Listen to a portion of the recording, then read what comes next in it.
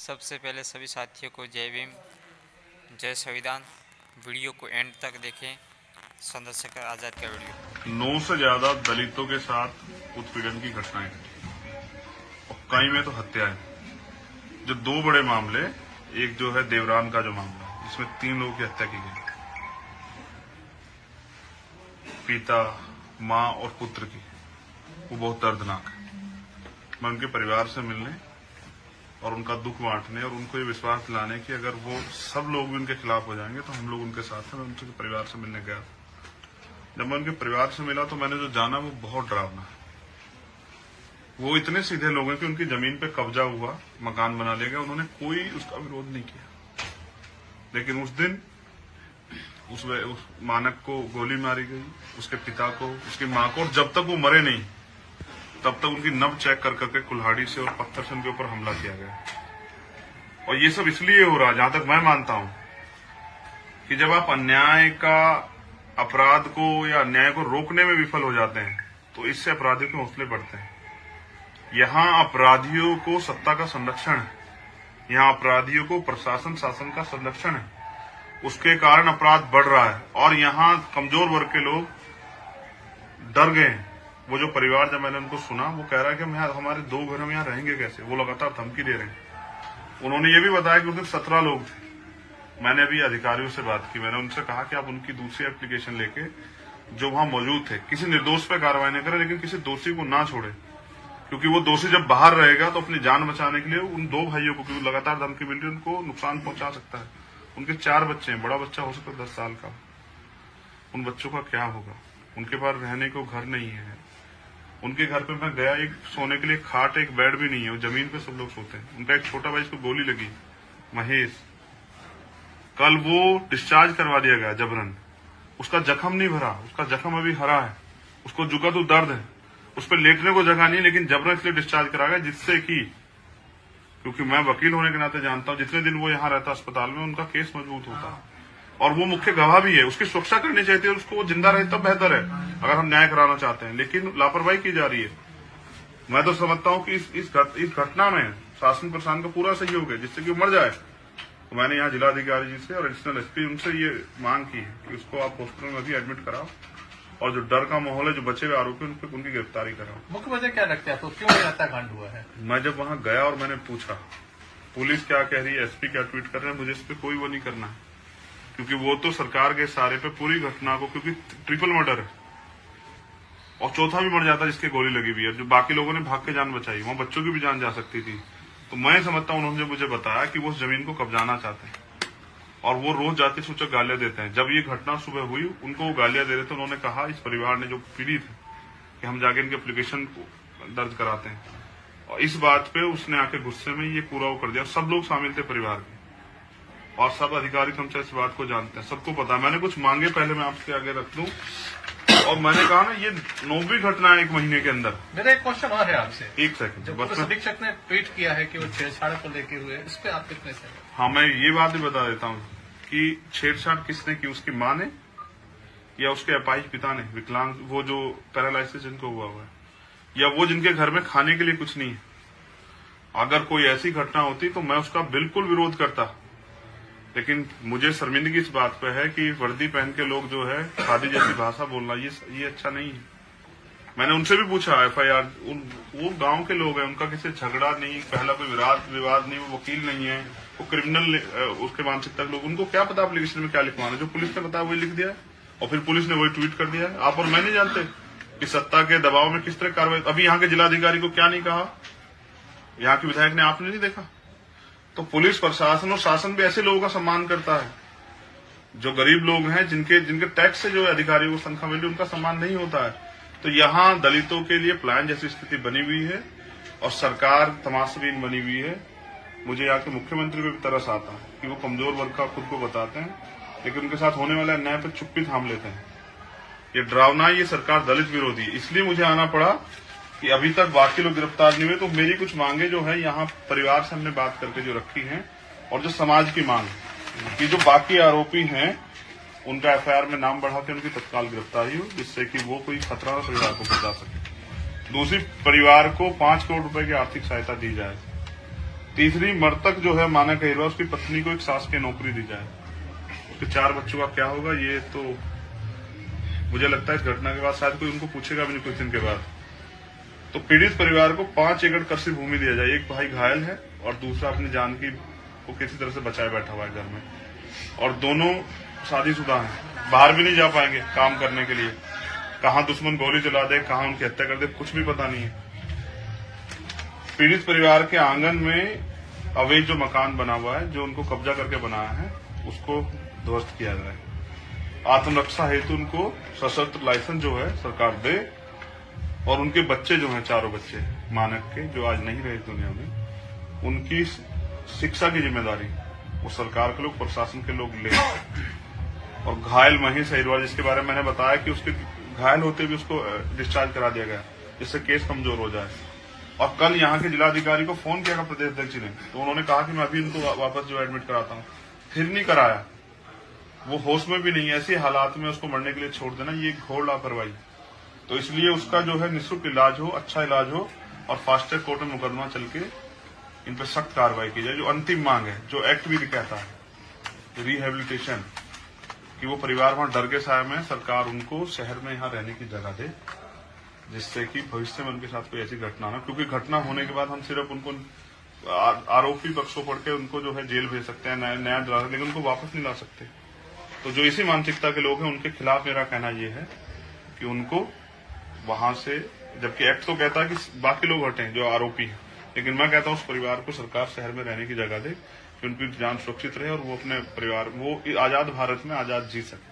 अब आप अपने जिस विधानसभा से एक घटना हुई है, वहाँ से बीएसपी विधायक राम भाई है, उनके बारे में क्या कहना चाहेंगे? अभी बीएसपी के नेताओं को और उनकी पार्टी के सीनियर नेताओं को सोचना चाहिए कि अगर उनके विधायक ही कमजोर वर्ग के लोगों को सताने काम करेंगे इन्हीं की वोट लेके, तो लोकतंत्र में इससे बड़ा जो त्रासदी तो कोई नहीं हो सकती कि उन्हीं का वोट लेके उन्हीं का कत्ल कराया जाए और उन्हीं का आरोपियों का संरक्षण बीएसपी के विधायक करें। ये डरावना है। आपने कहा हम 1 महीने में 9 घटनाएं घटी, ऐसी कौन कौन सी प्रमुख घटनाएं हैं इस घटना को छोड़कर? हाँ, मैं बिल्कुल उनका जिक्र कर देता हूँ आपके सामने।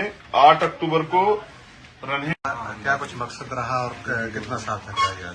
देखिए, दमोह में पिछले 1 महीने में 9 से ज्यादा दलितों के साथ उत्पीड़न की घटनाएं घटी, और कई में तो हत्याएं।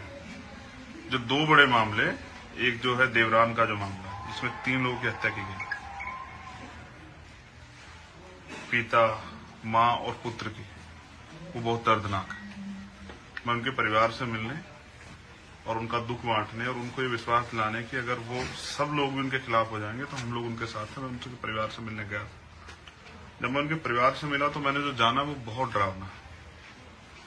वो इतने सीधे लोग हैं कि उनकी जमीन पे कब्जा हुआ, मकान बना लिया गया, उन्होंने कोई उसका विरोध नहीं किया। लेकिन उस दिन उस मानक को गोली मारी गई, उसके पिता को, उसकी माँ को, और जब तक वो मरे नहीं तब तक उनकी नब्ज चेक कर करके कुल्हाड़ी से और पत्थर से उनके ऊपर हमला किया गया। और ये सब इसलिए हो रहा है, जहां तक मैं मानता हूं, कि जब आप अन्याय का, अपराध को या अन्याय को रोकने में विफल हो जाते हैं तो इससे अपराधियों के हौसले बढ़ते हैं। यहां अपराधियों को सत्ता का संरक्षण है, यहां अपराधियों को प्रशासन शासन का संरक्षण है, उसके कारण अपराध बढ़ रहा है। और यहाँ कमजोर वर्ग के लोग डर गए हैं। वो जो परिवार, जब मैंने उनको सुना, वो कह रहा है कि हमारे 2 घर हम यहाँ रहेंगे कैसे। वो लगातार धमकी दे रहे हैं। उन्होंने ये भी बताया कि उस दिन 17 लोग थे।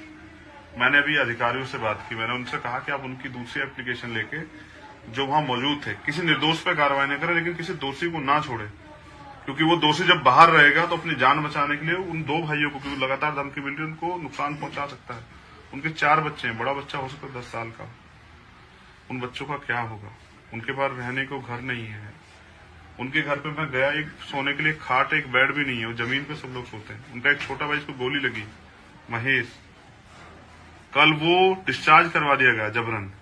उसका जख्म नहीं भरा, उसका जख्म अभी हरा है, उसको जुका तो दर्द है, उस पर लेटने को जगह नहीं, लेकिन जबरन इसलिए डिस्चार्ज करा गया, जिससे कि, क्योंकि मैं वकील होने के नाते जानता हूं, जितने दिन वो यहाँ रहता अस्पताल में, उनका केस मजबूत होता। और वो मुख्य गवाह भी है, उसकी सुरक्षा करनी चाहिए थी, उसको वो जिंदा रहे तब बेहतर है, अगर हम न्याय कराना चाहते हैं। लेकिन लापरवाही की जा रही है। मैं तो समझता हूं कि इस घटना में शासन प्रशासन का पूरा सहयोग है, जिससे कि वो मर जाए। तो मैंने यहाँ जिलाधिकारी जी से और एडिशनल एसपी उनसे ये मांग की है कि उसको आप हॉस्पिटल में भी एडमिट कराओ और जो डर का माहौल है, जो बचे हुए आरोपी उनकी गिरफ्तारी कराओ। मुख्य वजह क्या लगता है आपको, क्यों ये हत्याकांड हुआ है? मैं जब वहां गया और मैंने पूछा पुलिस क्या कह रही है, एसपी क्या ट्वीट कर रहे हैं, मुझे इस पर कोई वो नहीं करना है, क्योंकि वो तो सरकार के इशारे पे पूरी घटना को, क्योंकि ट्रिपल मर्डर है और चौथा भी मर जाता जिसके गोली लगी हुई है, जो बाकी लोगों ने भाग के जान बचाई, वहां बच्चों की भी जान जा सकती थी।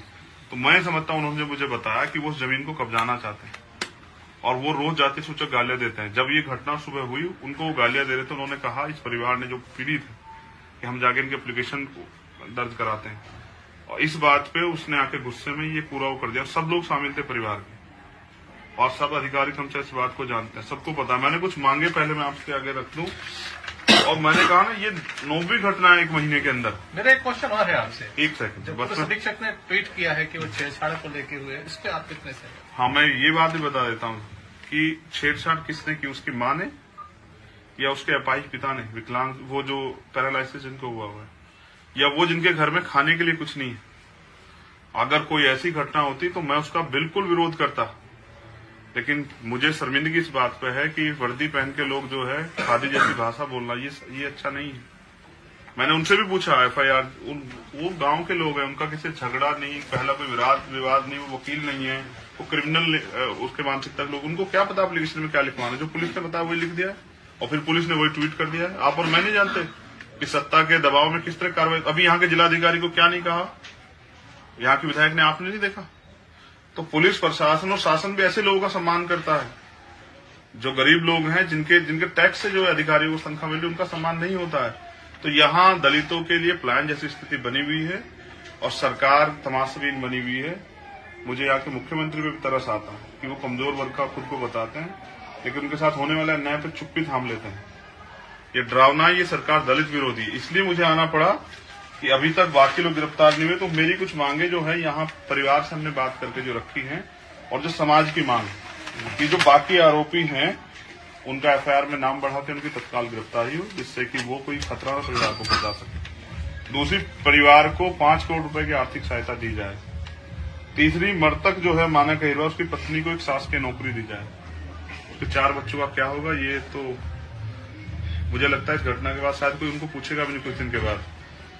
तो पीड़ित परिवार को 5 एकड़ कृषि भूमि दिया जाए। एक भाई घायल है और दूसरा अपनी जान को किसी तरह से बचाए बैठा हुआ है घर में, और दोनों शादीशुदा हैं, बाहर भी नहीं जा पाएंगे काम करने के लिए। कहाँ दुश्मन गोली चला दे, कहाँ उनकी हत्या कर दे, कुछ भी पता नहीं है। पीड़ित परिवार के आंगन में अवैध जो मकान बना हुआ है, जो उनको कब्जा करके बनाया है, उसको ध्वस्त किया जाए। आत्मरक्षा हेतु उनको सशस्त्र लाइसेंस जो है सरकार दे, और उनके बच्चे जो हैं, 4 बच्चे मानक के जो आज नहीं रहे दुनिया में, उनकी शिक्षा की जिम्मेदारी वो सरकार के लोग, प्रशासन के लोग ले। और घायल महेश अहिरवा, जिसके बारे में मैंने बताया कि उसके घायल होते भी उसको डिस्चार्ज करा दिया गया, जिससे केस कमजोर हो जाए। और कल यहाँ के जिलाधिकारी को फोन किया प्रदेश अध्यक्ष ने, तो उन्होंने कहा कि मैं अभी इनको वापस जो एडमिट कराता हूँ, फिर नहीं कराया। वो होश में भी नहीं, ऐसे हालात में उसको मरने के लिए छोड़ देना, ये घोर लापरवाही। तो इसलिए उसका जो है निःशुल्क इलाज हो, अच्छा इलाज हो, और फास्ट ट्रैक कोर्ट में मुकदमा चल के इन पर सख्त कार्रवाई की जाए। जो अंतिम मांग है, जो एक्ट भी कहता है रिहेबिलिटेशन, कि वो परिवार वहां डर के साए में, सरकार उनको शहर में यहाँ रहने की जगह दे, जिससे कि भविष्य में उनके साथ कोई ऐसी घटना ना। क्योंकि घटना होने के बाद हम सिर्फ उनको आरोपी पक्षों पढ़ के उनको जो है जेल भेज सकते हैं, नया दिला सकते, लेकिन उनको वापस नहीं ला सकते।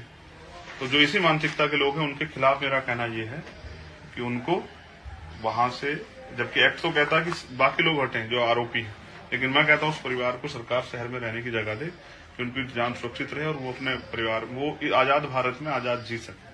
अब आप अपने जिस विधानसभा से एक घटना हुई है, वहां से बीएसपी विधायक राम भाई है, उनके बारे में क्या कहना चाहेंगे? अब ये बीएसपी के नेताओं को और उनकी पार्टी के सीनियर नेताओं को सोचना चाहिए कि अगर उनके विधायक ही कमजोर वर्ग के लोगों को सताने काम करेंगे इन्हीं की वोट लेके, तो लोकतंत्र में इससे बड़ा